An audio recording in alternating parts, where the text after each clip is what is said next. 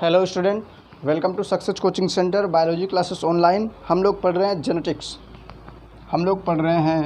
Genetics. अब genetics में हम लोगों ने ब्लड ग्रुप कंप्लीट कर लिया है, टोटल तरीके से ब्लड ग्रुप कंप्लीट कर लिया है।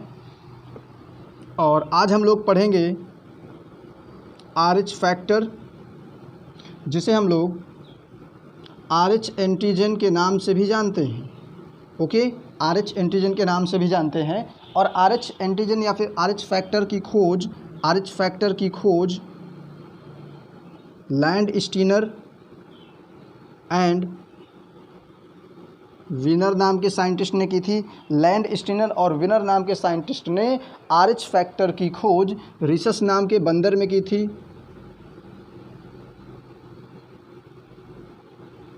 ठीक है, रिसस नाम के बंदर में की थी। इसी के आधार पर इसे RH फैक्टर दिया गया। या फिर हम ऐसे भी कह सकते हैं कि लैंड स्टीनर एंड विनर ने रिसस नाम के बंदर में एक विशेष कारक की खोज की, एक विशेष एंटीजन की खोज की, जिसे हम लोग RH एंटीजन या फिर RH फैक्टर कहते हैं। अब सबसे पहले क्या किया गया कि ये जो रिसस नाम का बंदर है, इसका जो ब्लड लिया गया, इसका ब्लड गिनी पिग, ठीक है, गिनी पिग नाम के जंतु में ट्रांसफ़र किया गया।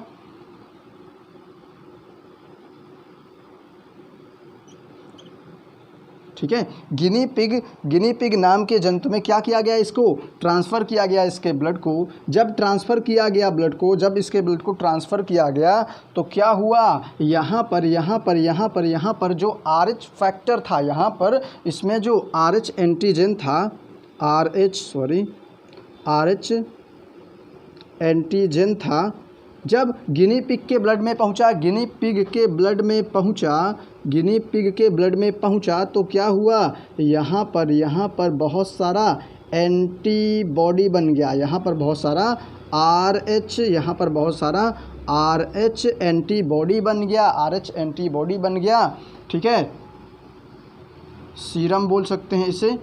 अब ध्यान से देखिए, एक बार फिर से फटाफट देखिए। मैंने कहा कि कार्ल लैंड स्टीनर और विनर नाम के साइंटिस्ट ने रिसस नाम के बंदर में एक विशेष तरीके का एंटीजन, एक विशेष तरीके का कारक देखा, जिसका नाम इस बंदर के आधार पर RH फैक्टर या फिर RH एंटीजन रख दिया गया। ठीक है, हुआ क्या कि रिसस नाम का बंदर जो था, उसका ब्लड को निकाला गया। ब्लड को निकालकर गिनी पिग में जब ट्रांसफ़र कर दिया गया तो गिनी पिग के ब्लड में जब रिसस नाम के मंकी का बंदर गया तो यहाँ पे जो RH एंटीजन था वो क्या हुआ, यहाँ पे जब गिनी पिग के शरीर में गया तो वहाँ पर उसके गिनी पिग के ब्लड में RH एंटीजन के विरुद्ध RH एंटीबॉडी बन गई। ठीक है, अब क्या किया गया ये कि जब इस सीरम को ह्यूमन में देखा गया, ह्यूमन में प्रवेश कराया गया,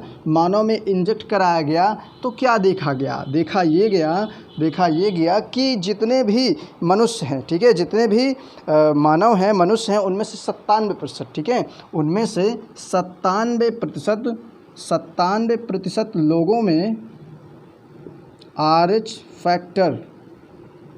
फैक्टर पाया जाता है। और गोरे व्यक्तियों में, ठीक है, यहाँ पर मनुष्यों में जब इंजेक्ट कराया गया ये एंटीबॉडी या फिर ये सीरम, RH एंटीबॉडी युक्त सीरम को जब हम लोग मनुष्य में प्रवेश कराया गया, तब हमको पता चला क्या कि मनुष्य में लगभग 97% लोग ऐसे हैं जो RH फैक्टर को रखते हैं। ठीक है, और यहाँ पे गोरों की अगर बात करें, जो गोरे व्यक्ति होते हैं वो लगभग 80%, ठीक है, 80% गोरे ऐसे होते हैं जिनमें RH फैक्टर पाया जाता है।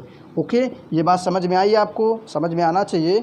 ठीक है, क्या क्या लिखा गया है यहाँ पे सबसे पहले लिखा हुआ है कार्ल लैंड स्टीनर ने जैसे करके खोज की इसकी। ठीक है, फिर उसके बाद यहाँ पे दिखाया गया है आपको कि RH फैक्टर रिसस नाम के बंदर में हुआ। ठीक है, अब ये जो RH एंटीजन है गिनी पिग में ट्रांसफ़र किया गया ब्लड के थ्रू, तो यहाँ पे ब्लड में क्या बना, RH एंटीबॉडी बन गया। सीरम युक्त को जब हम ह्यूमन के केस में इसका एक्सपेरिमेंट किए, मानव में इसको परीक्षण किए, तो क्या हुआ, मनुष्यों में लगभग 97% व्यक्ति ऐसे व्यक्ति मिले जो RH फैक्टर रखते हैं और बहुत सारे गोरे यानी 80% तक, ठीक है, 80% तक गोरे व्यक्ति मिले जिनमें RH फैक्टर पाया जाता है। अब गोरे व्यक्ति का मतलब है यूरोपियन, ठीक है, यूरोपियन जो भी व्यक्ति होंगे उनमें क्या होगा, यहाँ पे 80% तक RH फैक्टर पाया जाता है, ठीक है।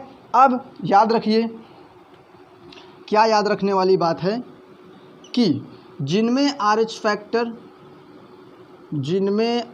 फैक्टर पाया जाता है, ठीक है, जिनमें RH फैक्टर पाया जाता है उसे RH पॉजिटिव कहते हैं, ठीक है, इस तरीके से लिखते हैं इसे, RH पॉजिटिव कहते हैं। और जिनमें RH फैक्टर नहीं होता, ठीक है, पाया जाए, ठीक है, अगर पाया जाए RH फैक्टर तो क्या बोलेंगे, RH पॉजिटिव व्यक्ति, ठीक है। अगर नहीं पाया जाए RH फैक्टर तो हम लोग बोलेंगे RH निगेटिव, ठीक है, तब हम इसे बोलते हैं RH निगेटिव, ठीक है। अब याद रखिए, अब आप पूछेंगे कि सर ये कैसे डेवलप हो रहा है, ठीक है, ये कैसे डेवलप हो रहा है, तो याद रखिए भाई, ये जो RH फैक्टर है, इसे हम लोग RH एंटीजन भी कहते हैं, ठीक है। अब RH एंटीजन को हम लोग एंटीजन